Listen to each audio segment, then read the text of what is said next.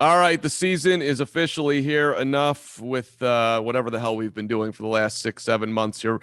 Verderame, let's make some predictions. Let's have some fun today as we get the Bucks and the Cowboys and Dak coming back on Thursday night. Everybody's picking Tampa to repeat. They had a very aggressive offseason in keeping everyone. I am picking against the Bucks for the record here. I will on Thursday or in general. Well, definitely. No, not on Thursday. Not on Thursday. I'm not going to pick against an 8-point favorite at home coming off of a Super Bowl win. Although it's weird on opening nights. By the way, I went back and looked at week 1 last year. It actually, I know your standard take at the start of the season is don't believe what you see in week 1. Yes. But there was some actual, like Aaron Rodgers threw 4 touchdown passes and the Packers scored 40 points, which was indicative of how the season was going to go. Of course, the Bucks lost on their opening week, so that was not indicative, right? But you are going to see some things in this week 1 that's going to actually play out over the course of the season. So it'll be a mixed bag as per always. Yeah. Now, first off, before I even get into this, I will say, look, if you love Stacking the Box and you've been listening, you've been dealing with the whole off season, go to leave a review, please, wherever you can. Leave a review, leave a rating, 5-star rating preferably, but leave a comment too with your Twitter handle or even just your name. What are your predictions for the season? What are your predictions? Give us your Super Bowl take and maybe even throw in a hot take if you want to. Do that, and we'll read them off next episode, okay? But now to get to mine, listen, I think this season is shaping up to be very interesting from this standpoint. And I don't want to give too much away, but I'll lead with this to top. Normally, I think you see a lot of turnover in the NFL. That's what makes it so popular in a lot of ways, right? The parity and any team can win. I don't feel like there's a lot of turnover this year from last year. Like I feel like, and maybe part of that was not having a great free agency class, not a lot of money to be spent because the cap went down with COVID. But when you look at the teams that were the best teams last year, and I'm not just talking about Tampa and Kansas City, I'm talking about like the top 8 to 10 teams. I don't know that there's a lot of new entries into that field. I don't know that I look at the divisions and go, hey, I see a lot of worst to first here. Right? I think the most obvious worst to first candidate is San Francisco. And that was only because of injuries, right? Like the Niners had a really good roster last year. They just had a ton of injuries to deal with. But as far as week 1 goes, and we will talk about some of the games. We have our place your bet segment back and everything else. But I do believe that. Like week 1 is wonky. It always is. You don't have film yet. You know, teams are using guys in new ways. You have new plays, new coaching staffs, quarterbacks in new spots. Like weird crap happens. The Jags won week 1 last year and then didn't win another football game. Like it's just, if you're a bettor, week 1 is terrifying.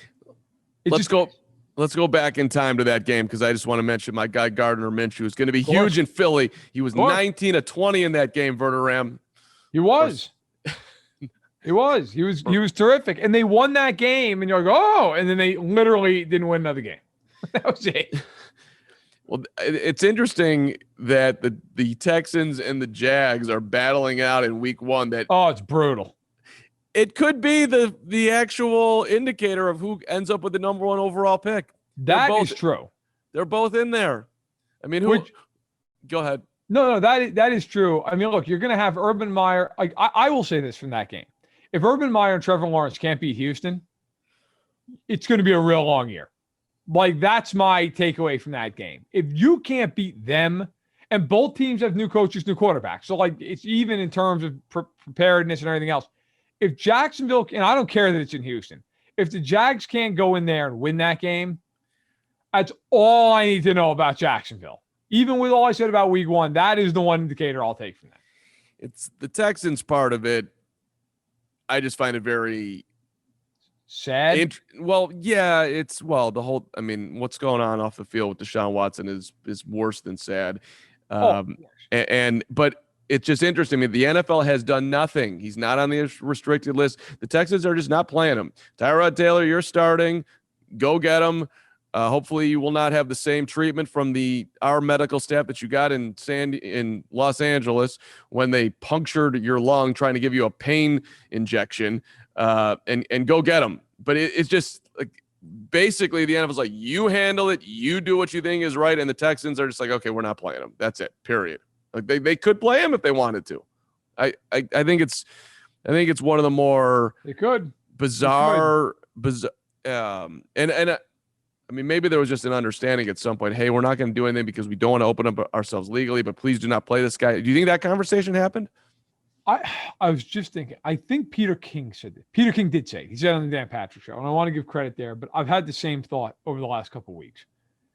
I wonder if the NFL basically called the Texans and was like, look, you have to do us a favor. You cannot play him. Like, I'm sorry, you cannot. If we have to suspend him, we will. So either way, he's not going to play, but we'd really prefer not to go down that road. Please do us a solid. Now, I don't know. Now, again, that was Peter's take. I agree with that take. That is my opinion as well. I don't know that happened, but if you're the Texans, like, I don't know how you can play him. So I don't think this is a shocking outcome, except I'm just surprised he's not suspended. I know there are people who say, well, it's got to rise to a level of, he did something. I hear that. There's 22 civil cases of alleged sexual assault against him. Like, I'm surprised that the NFL did not act, but maybe they did behind closed doors and just didn't want to go public.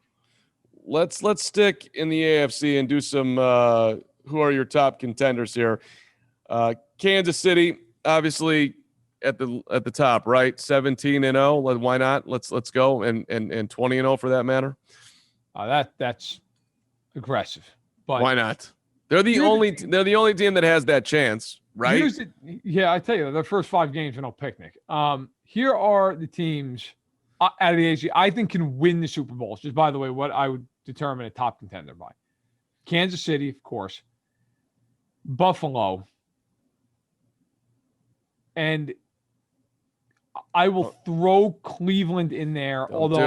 Baker's got to step up or they're not winning the Super Bowl. I don't care how talented they are. And for people who say, well, look at how great the roster is. I get that. Okay. I grew up a Chiefs fan. Believe me, there were plenty of years they had a loaded roster and no quarterback, or at least an average quarterback. And there's some Alex Smith years the Chiefs were incredibly talented. Incredibly. Couldn't win a playoff game. Couldn't do it. Because you just would run into these games where you're playing against, peak Ben Roethlisberger or Andrew Luck or Tom Brady. Those guys are going to make plays on 3rd and 11. They're going to extend drive. That's a concern I have. And by the way, it's a reason I'm not putting Baltimore in there. They can never make a big play in the passing game in these spots ever. I mean, Jackson, and Jackson is a wonderful player. He is not a prolific passer. And the nerds who want to scream DVOA can scream it all they want. Watch them in the playoffs. Watch them in big moments against big teams. They played Kansas City last year in a regular season game into it for 100 yards. They got to the playoffs. They beat the Titans. Their offense did nothing in that game. And then they lost to the Bills and scored 3 points. And I'm looking at them now. No J.K. Dobbins. They're already dealing with injuries to Rashad Bateman. Hollywood Brown didn't play at all in camp with a hamstring injury. So I don't put them in there. I will say, I think Tennessee is the wild card of that conference. Tennessee is better than people think, but I don't know that I put them. I think Kansas City, Buffalo, and Cleveland are the 3 best teams. Let's focus on the Browns for a second here.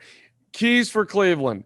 Myles Garrett is incredible, right? Yeah. Jadeveon Clowney partners with him, right? And you don't buy it, can't find the fountain of youth. He has 3 sacks in the last 2 years. Right. When has he ever been an elite player? Ever. He's been good. He's never been elite, ever. Well, I would I'm not saying it's going to happen. I would just hypothesize that if the Browns are going to get there, they're going to need a big time. I agree. Impact from somebody other than Myles Garrett on that defense. I mean, maybe I'm just picking the sexy name. I don't know, but you can't just be one guy getting to the quarterback, and he certainly has the talent to do it. Supposedly he's healthy. The other side of it, by the way, offensively, you talk about Baker, he's got plenty of weapons.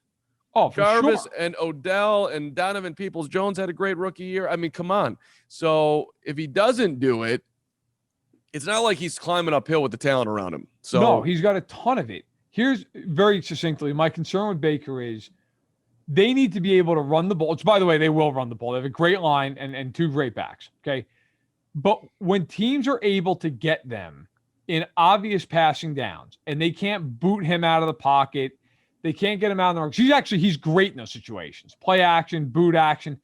When he's got to do a standard drop back on 3rd and 8, he does not perform well in those situations. That to me has got to be the hole in his game he closes, because you and I both know, you've watched football longer than me. In the playoffs, when it's cold and you're facing the best teams and the best coaches, teams are going to say, you're not running boot. We don't care. We're going to make you beat us. We're going to put a safety over top Beckham. Jarvis Landry is a slot man extraordinary. He's not going to go deep. We're going to force you to dink and dunk. And on 3rd and 8, here it comes, and you've got to stand in there, diagnose it, and beat us. And he's not been able to do that. If he can do that, they are absolutely a team that can win the Super Bowl. Who do you think has a better defense, the Ravens or the Browns? Defensively, I would take Baltimore. Okay. Because some people will say that, I don't know, Baltimore, you going to get to the quarterback? Is Justin Houston going to come over here and find the fountain of youth? I mean, I think that's a legitimate concern for the Ravens. It is. And I like Justin Houston a lot. I think he's got a lot in the tank, but I think he's a number 2 pass rusher at this point. They lost Judon. They draft Owe out of Penn State in the 1st round, but he didn't have a sack his last year at Penn State. Now, does that matter? I don't know. Just a note to throw in there. But here's the difference. With Wink Martindale as their coordinator, Baltimore's going to blitz the hell out of you, and they can do it because they've got Humphrey and Peters and Jimmy Smith back there who can all play man-on-man. Now, the concern for Baltimore is, and this is the other part of this, I talked about their offense already, how they can only win one way, right? They've got to run, play action off that, hit Mark Andrews. Defensively, they only know how to play one way, and they have to play one way. They have to blitz like crazy, and that's what Martindale's done his entire career. Against teams like Buffalo and Kansas City, that is death. Those teams will kill you when you blitz them. Mahomes' numbers against blitzes are supernatural. You're not beating Kansas City blitzing them. It has shown up. They've played Mahomes 3 times. They've lost all 3 times. And Mahomes has put up insane numbers in those games. And I think Allen will do the exact same thing. So if you're Baltimore, look, I think you can do that against a lot of teams. But when you face these upper echelon quarterbacks, blitzing is typically not the way to beat them. Let's just wrap up the AFC, just going back to Buffalo and whether or not they can actually get by Kansas City. I mean, the Bills, very similar to your Super Bowl champion Buccaneers. They're bringing back 21 starters. You got you have a Josh Allen who should be even better than he was last year, right? That would be only logical. I mean, they've probably been thinking about Kansas City every single day of the offseason, right? You're thinking about last year and how do you get past the Chiefs? I don't know. Like the Bills are very, very interesting to me. Maybe it boils down to whether their offensive line can be an actual legit offensive line and not how Allen got through last year. Well, look, I think a few things. Allen's probably statistically going to regress a little bit. Now, I think he's great. I don't think he's going to regress in terms of his talent, but just his numbers were otherworldly last year. Diggs led the league in receiving yardage and catches. Like you typically don't do those things 2 years in a row. That said, I think the running game can be a little bit better. I like their O-line a little more than you, perhaps. I think they'll be okay there. Here, to me, Buffalo in a nutshell, it's one thing. They drafted Boogie Basham in the 2nd round, defensive end. Okay, they also went pass rusher Gregory Rousseau in the 1st round. Those kids have to be good. Have to be good. If they're not good, they're not beating Kansas City. Look, the Bucs showed it in the Super Bowl. The Niners showed it for 53 minutes in the Super Bowl the year prior. You can come to me with all the crap you want about what scheme you're going to play and how you're going to man up on Hill or you're going to bracket Kelsey. None of it matters. If you don't get pressure on Mahomes, you're going to lose. He's going to find people. He's going to hit you. It's why Kansas City spent a fortune building up their offensive line this offseason. Like, they know as well as anybody, if he has 3 seconds to throw the ball, you're done. It doesn't matter. He's going to find somebody. And so I think if you're the Bills, that was their Achilles heel last year. They did not have a good pass rush. They played the Chiefs twice last year. They sacked him twice for no yards lost. They barely hit him, and Mahomes just torched them in both games. Like, at the end, I think Buffalo is the biggest competition of the Chiefs in the AFC, but that's going to be what it comes down to. They have to get home. All right. I'm excited. This is I'm getting like, let's go kickoff Thursday night right now as we're recording on Tuesday at 11:36 in the morning. Let's go over to the NFC. You want the worst take that you can possibly hear in the history of Stacking the Box? You ready for it? Always. I'm really kind of concerned about Green Bay because they went winless in the preseason. That's the worst take I could give you. The Bears. Oh, that is the worst take. They didn't play one starter. I know. You said you opened the door. You said, "Give me your worst take." That's it. But so I feel like really, really concerned that I still think the Packers, despite all their issues, including a winless preseason, not playing Aaron Rodgers and everybody else. I'm not picking. I refuse to pick the Bucs. I refuse to do it. He's too old. They're too much the same. Whatever it is, I'm not going to sit there and it's just boring to me. Tampa Bay, come on, get out of here. That was a fluke last year. It'll prove to be a fluke. That was it. Congratulations. You walked off in the sunset. You got it done. You got drunk on a boat. Now we're learning that he got COVID on that boat. Congratulations. You're the GOAT. No problem. It ain't happening again. I don't know if it's Green Bay or whoever, but I'll pick the Packers because I'm still going to buy in on Aaron Rodgers, and let's go last dance. All right. So I think that the NFC to me is more wide open, even though I do think the Bucs are the deserved favorites. You got Tampa, Green Bay, and the three teams in the NFC West, not named the Cardinals. Those are the five teams to me that could get to the Super Bowl. Okay, now, the NFC West teams have the disadvantage that they have to beat the hell out of each other just to get out of the season both healthy and in a good position in the playoffs. I think Tampa and Green Bay have a huge advantage. They play in god-awful divisions. So they should just be racking up wins and be at least a 2 seed, right? Like a minimum. I mean, that they should be the number 1 and 2 seeds. If there's a concern I have with both those teams, it's the same concern. The injuries. They're older teams. I shouldn't say that. Green Bay's not as old. The Bucs are an old team. They are. Got a lot of guys in that team that matter that are 30 and in some cases 40 plus. Okay, you have Brady, but put Brady aside for a second. Rob Gronkowski, old and injury prone. Antonio Brown, old. Mike Evans has been injury prone in his career. Then you get to the defensive side. You're talking about all kinds of guys who are injury prone and or older. Levante David, Ndamukong Suh, Jason Pierre-Paul. That's a lot. Like, now, obviously, I don't expect all those guys to get injured, but nobody had better injury luck last year than Tampa. Nobody. They were as healthy as could be going to the Super Bowl. History and analytics say that usually does not happen 2 years in a row. So my biggest concern, I think Tampa's the most talented team in football, but the injuries are significant, or the injury concerns, I should say, are significant for me because of the age, because of the history of some of the guys. The Packers, I'm not worried about their preseason, Carm. I'm worried about they lost Corey Linsley, their all-pro center, and their stud left tackle, David Bakhtiari's out for 6 weeks on the PUP list, recovering from a torn ACL. When Rodgers has not had a great line in front of him, things have gone south. That is a concern that I have. If they're not as good up front, and we saw this in the NFC Championship game, mind you, that's a problem. And so I do have concerns about them in that regard, but I still think they're a very good team. And I would also throw in that if, say, they get off to a slow start, the karma, juju, whatever you want to call it in Green Bay, it just isn't good. He's going to be looking out the door. I don't see Aaron as of soul, mind, and purpose that we are going to win the Super Bowl no matter what happens this year in Green Bay. He's not that guy right now. At least I don't think so. So the Packers are. It feels flimsy at this point for everything you just named and all that went on. But I still always orient to high-end talent, and Rodgers is still that. So it's on some level, I still feel like I should bet on him. By the way, I just got to get something off my chest about that. The Bears, by the way, were 2-1 in the preseason, the only team that won games in that NFC North. But I want to go back, Verderame, because you just talked about how bad the division is. I want to go back to April 2nd of the offseason, and that's the date that Matt Nagy let people know very quietly that, yes, indeed, I'm coming back to call plays again in 2021.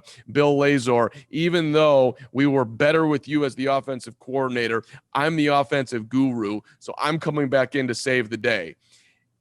That little tidbit of news was as bad a news as you could possibly get as a Bears fan. You are not an offensive coordinator. You don't know what you're doing. You think you know what you're doing, and you think that it's your system that is the actual key to success. And for some, the system is so complex that it's going to take years to really understand it. And now that I've been here this long, everybody understands the system, even though the parts in the system have changed dramatically. There's no real consistency in it, so that doesn't make any sense what he's saying.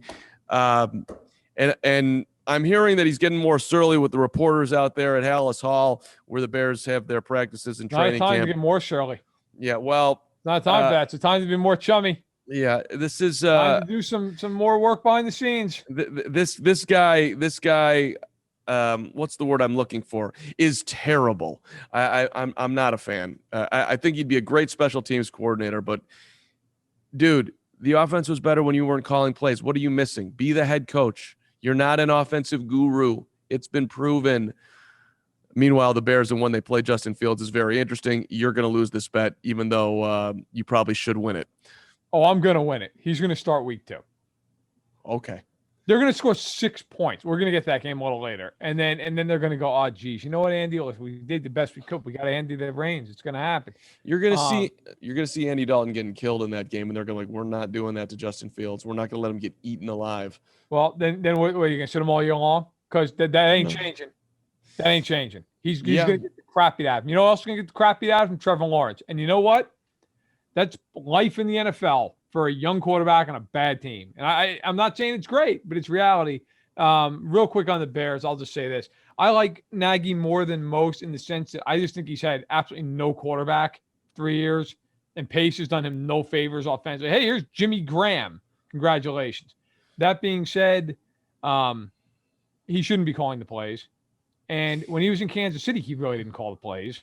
He had a minor stretch where he did, but he really,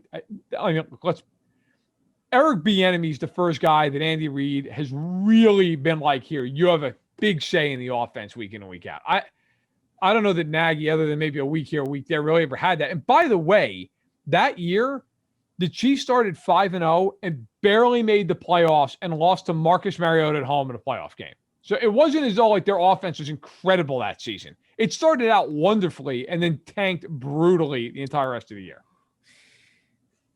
All fair. Let's move on. And Juju's coming up here in 5 minutes, but let's talk about MVPs. Right, everybody's picking Patrick Mahomes. I'm assuming you're doing the same thing? I am. Look, you have to pick a quarterback. If you don't pick a quarterback, you're just trying to be interesting. Like if you're trying to be right, I think you have to go that direction. So Mahomes makes the most sense in this way. Rodgers is great. He won the MVP last year. I don't think he's winning the MVP again. All right, it's just too hard to win back-to-back, and it is a narrative award to some degree. I almost went with Josh Allen, but again, I think Allen statistically regresses a little bit. Baker's interesting. Like Baker could be a guy, or Stafford if they're great. You know, people are going to want to go crazy over that. But yeah, behind that offensive line, Mahomes seems like the play here to just throw for like 48 touchdowns and 5,300 yards and just be out of his mind. But yeah, I'd have to be talked out of it. Give me your non-quarterback MVP. Because it obviously probably is not going to happen, but why not? Let's go. Right. I mean, if you're going then I would go way off the board and give you like a defensive player. We haven't had a defensive MVP since 1986. How about TJ Watt? Who, by the way, like may not play week 1 as he wants a new contract, and the Steelers just can't find the money apparently for it. But if they're going to be really good, it's going to be because their defense is like 85 Bears level, because they can't score. So I would, maybe there's a year where Watt just goes nuts and he has like 20 sacks or something, and they go 12-5 and win the division, and it's solely because TJ Watt is just destroying every game he plays in. So he's my deep sleeper, my dark horse for MVP. I mentioned him earlier. Myles Garrett, I'm looking at you. The Browns have an incredible season. You're eating quarterbacks. Let's go.